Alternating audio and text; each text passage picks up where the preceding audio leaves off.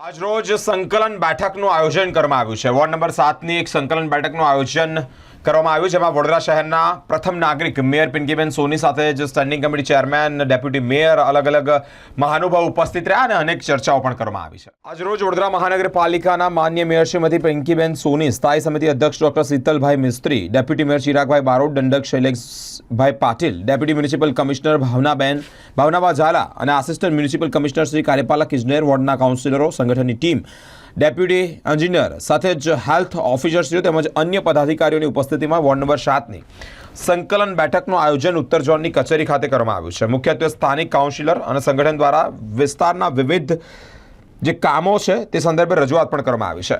Deputy municipal commissioner દ્વારા ગત સંકલન મિટિંગોમાં જે મુદ્દો હતો તે જ અંતર્ગત કામગીરી અંતર્ગત માહિતી પણ આપવામાં આવી છે।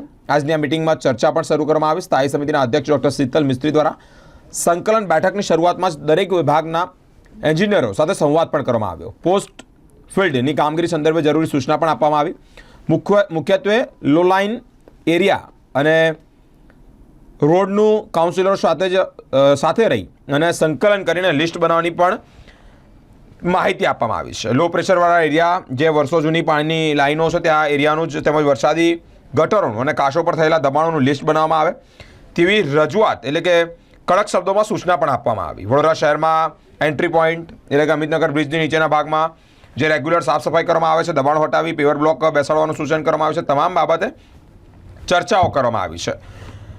અલગ અલગ રીતે સૂચનો પણ કરવામાં આવ્યા। Ward number 7ના councillor બંદીશભાઈ Shah, Shwetaben Uttekar, Bhumikaben Rana તેમજ વોર્ડના સંગઠનની ટીમ પણ ઉપસ્થિત રહી હતી અને અલગ અલગ બાબતે ચર્ચાઓ પણ કરવામાં આવી છે।